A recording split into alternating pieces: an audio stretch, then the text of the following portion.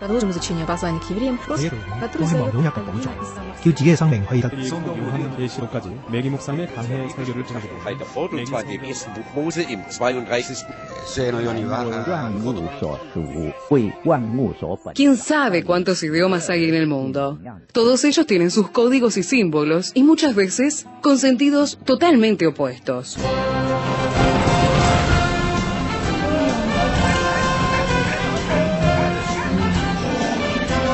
Jungla semántica. Para descifrar las palabras, para entender su raíz, para saber de qué hablamos. Jungla semántica. Nos lidera en esta expedición el profesor Héctor Leites.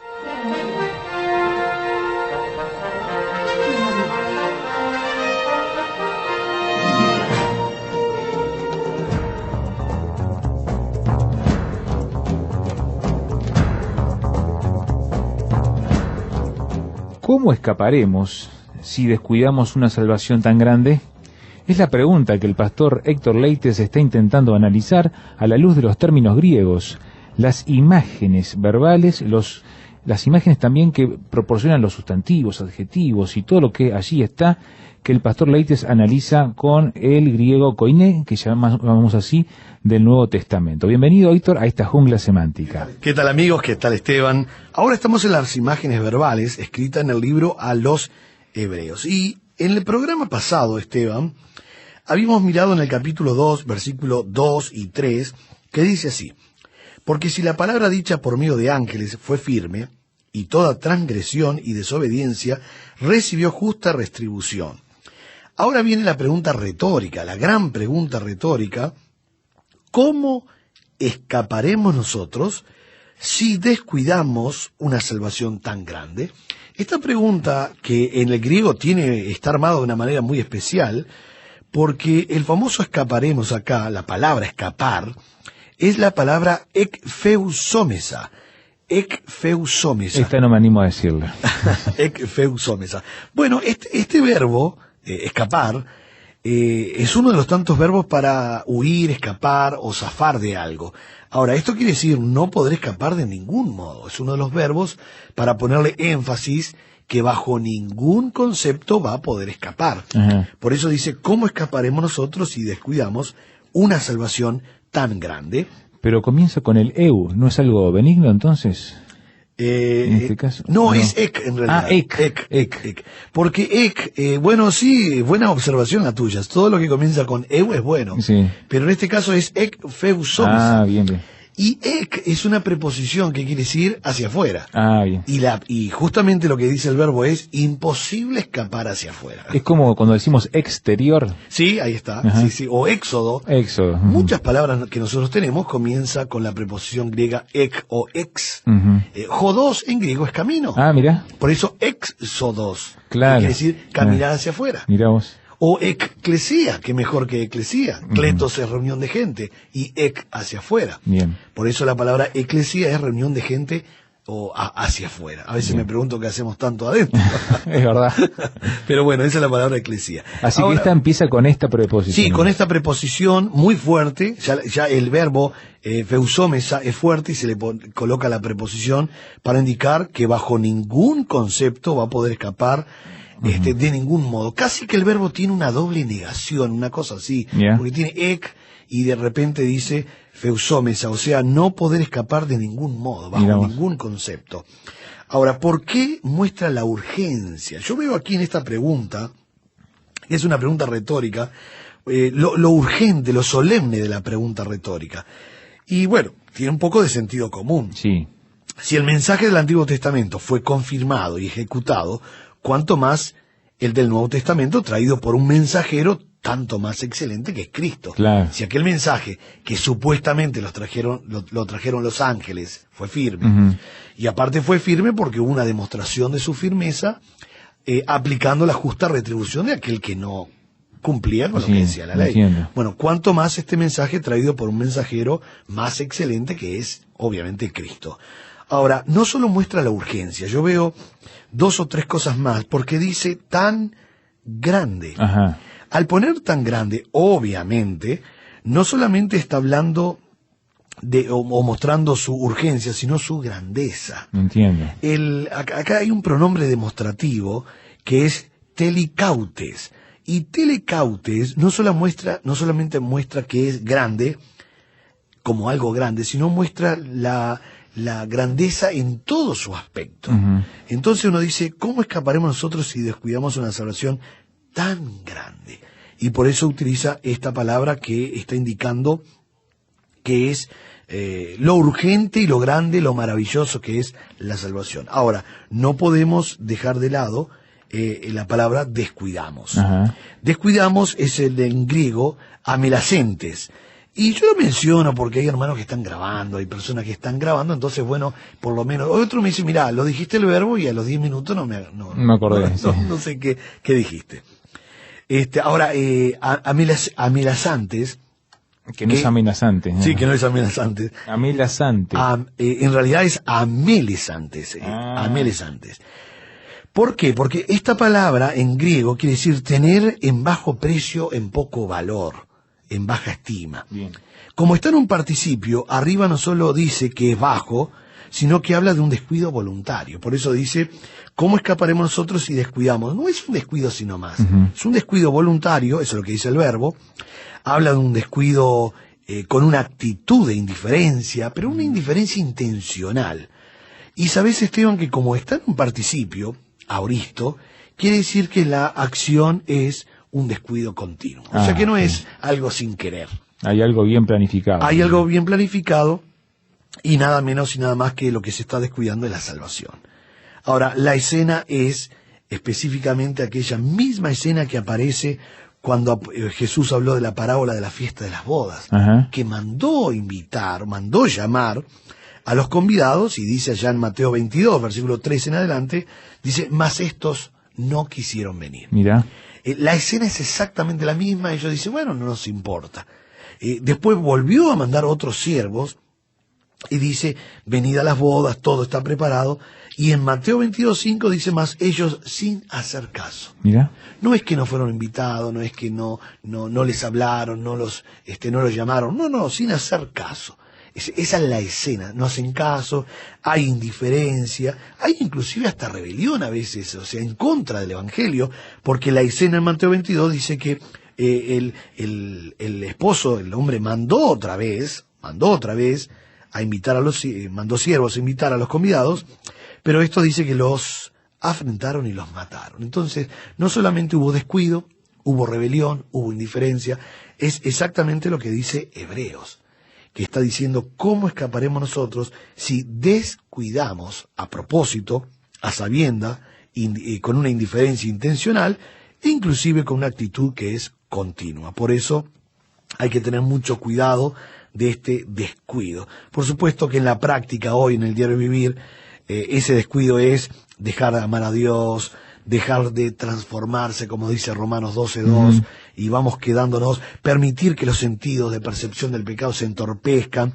y voy a propósito alejándome paulatinamente de lo que es mi Señor. Entonces no es que Dios me quitó la salvación, yo la desprecio. El Señor nunca quita la salvación, ni tampoco podemos decir se pierde la salvación. Lamentablemente, la condición del hombre hace que muchas veces desprecie lo que Dios le está dando. Exactamente. Dios no quita. De hecho, Dios quiere que todos procedan al arrepentimiento.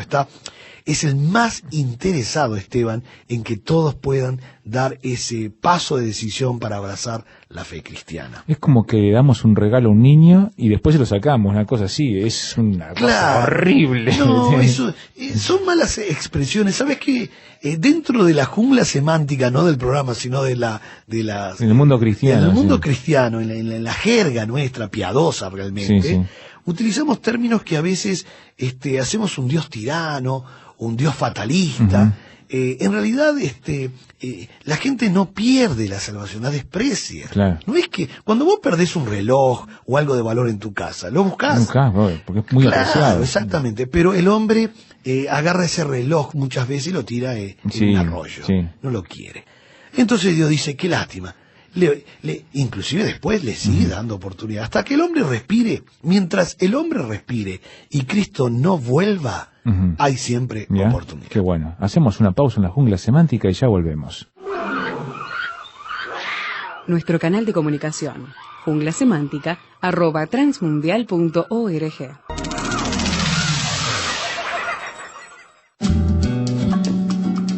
Para conocer más acerca del proyecto ANA y Mujeres de Esperanza, visítanos en nuestra página www.proyectoana.org. Allí encontrarás noticias, testimonios, poemas y artículos de interés para nosotras las mujeres. Visítanos.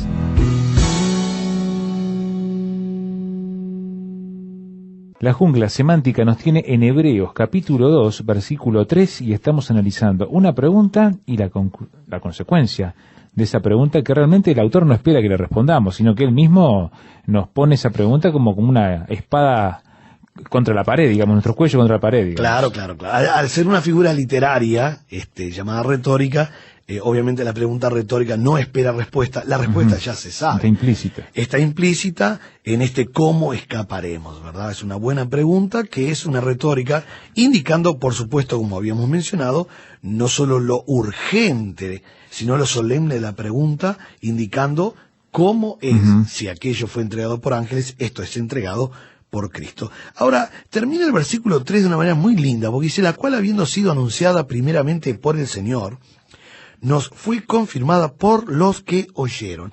Ahora, me llama la atención la palabra oyeron, que vendría a ser los oyentes en el griego, porque como está en un participio, está diciendo los que continuamente están oyendo.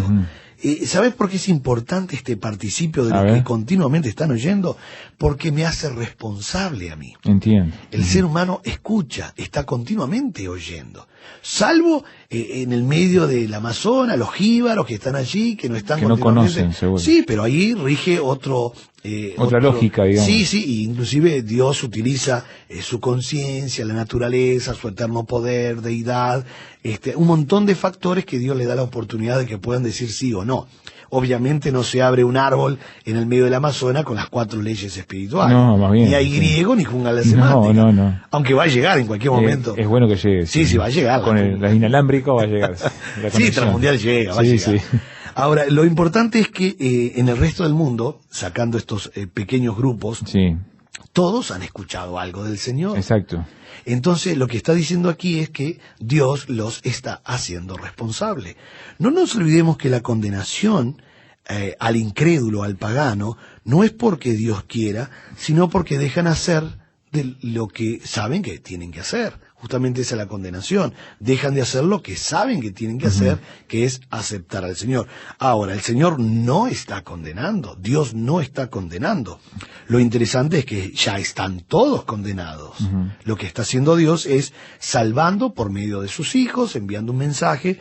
Por eso dice, no fue confirmada por los que oyeron. Ahora, una de las cosas importantes en este verbo acusanton, que es un participio, que es el verbo acuo, que es escuchar, pero está en un participio indicando continuamente están oyendo, y algunos responden bien y otros no. Ahora, lo que me llama la atención en el versículo 4, Esteban, es cómo Dios hace para autenticar el mensaje de Cristo. Y dice, testificando Dios juntamente con ellos, con señales y prodigios y diversos milagros y repartimiento del Espíritu Santo según su voluntad. Ahora, entonces uno recuerda que la palabra autenticar la utilizan mucho los escribanos, cuando le presentan un documento que tienen que decir esto es copia fiel del original, de alguna manera. A mí me gusta mucho esta palabra, la utilizo mucho, porque Dios continuamente está tratando de autenticar, de una manera u otra, diciendo, este es el mensaje. Mostrándose a sí mismo de alguna manera. Claro, fíjate que, volviendo para atrás un poquito, en el versículo 2 dice, porque si la palabra dicha por medio de ángeles fue firme, y toda transgresión y desobediencia recibió justa retribución. O sea que esa justa retribución es una manera de autenticar que lo que se decía la ley era verdad. Y quien no lo cumplía venía la sentencia. Entiendo. Entonces, la disciplina o la sentencia o la retribución o el castigo era una manera de autenticar que lo que Dios había dicho en la ley era verdad. Ahora cambia la cosa, porque la manera de autenticar que Dios tiene para mostrar realmente lo auténtico del mensaje es mostrar dos cosas. Primero, la fuente es Dios. Sí. Y la manera de autenticar, dice, señales, prodigios y milagros. Pero hay que tener cuidado con esto, Esteban, porque hoy podemos hacer de las señales, de los prodigios, de los milagros y de la obra del Espíritu Santo un circo. Claro, entiendo. O un show, o simplemente para vanagloria de las personas. No nos olvidemos que termina el versículo diciendo según su voluntad.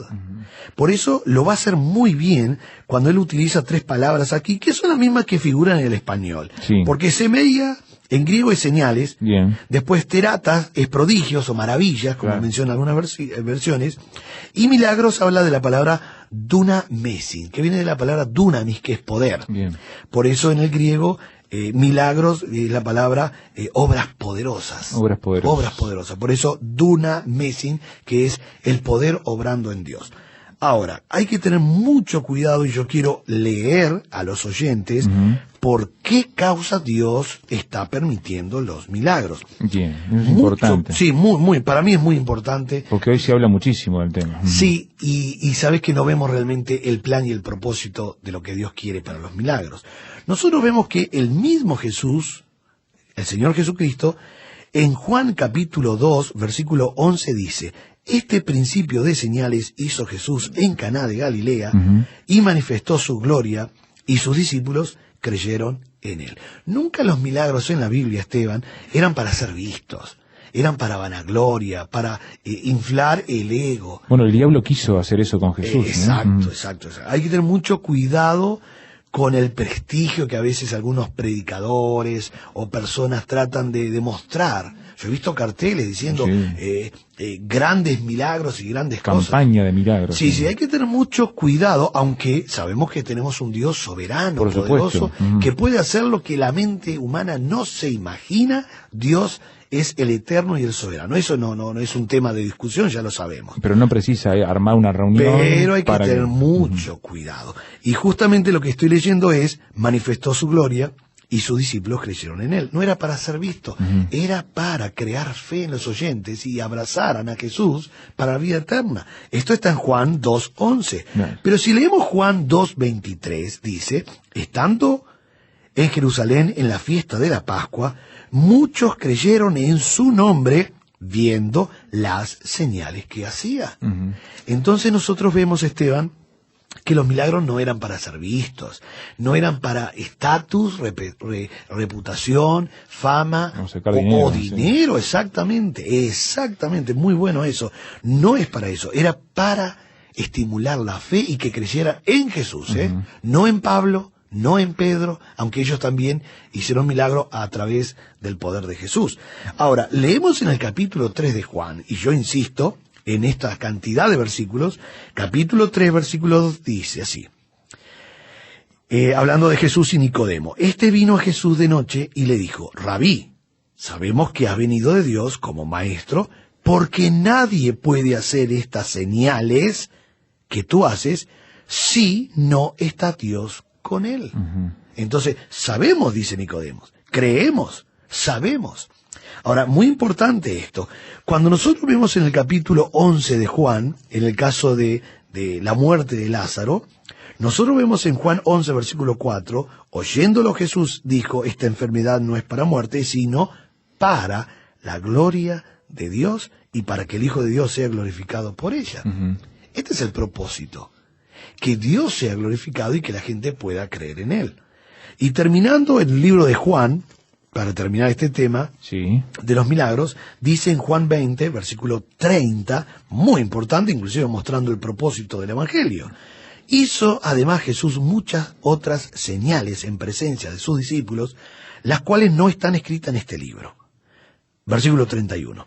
Pero estas se han escrito para, fíjese el propósito, para que creáis que Jesús es el Cristo, el Hijo de Dios, y para que creyendo, fíjate continuamente aquí, creyendo, tengáis vida en su nombre. Todos los propósitos, todos los milagros que hay en la Biblia, Esteban, tienen un propósito, y es exaltar el nombre del Señor. Y obviamente estimular y decir: es realmente Cristo. Pero hoy hay milagros que no están exaltando el nombre de Cristo. De hecho, Cristo ni está en el plan a veces. Lamentablemente. Por eso, querido amigo, cuando nosotros vemos que Dios en Hebreos 2:4 está testificando, lo hace de una manera muy especial. Pero no nos olvidemos cómo termina, Dice, según su voluntad. ¿Por qué pone esta frase, querido amigo? Porque quiere poner límite, realmente quiere poner límite a lo mencionado arriba. El tema de los milagros, las señales, los prodigios, porque es parte del plan de Dios. ¿Qué quiere decir? Que no porque yo diga que Dios va a hacer un milagro, Dios lo va a hacer. Entiendo. Tiene que estar dentro del plan divino, soberanía de Dios y su voluntad. Así termina el versículo diciendo según su voluntad. Ahora, qué bueno que tenemos un Dios tan amable, tan dulce, tan tierno, tan bueno, que va a hacer el milagro siempre y cuando Él vea la necesidad de mi vida. Él no se equivoca. Él no se equivoca. Así que, querido amigo, sigamos disfrutando de este buen Dios, de nuestro Señor Jesucristo, viviéndole a Él, realmente viviendo con Él y viviendo a Cristo cada día. Dios le bendiga.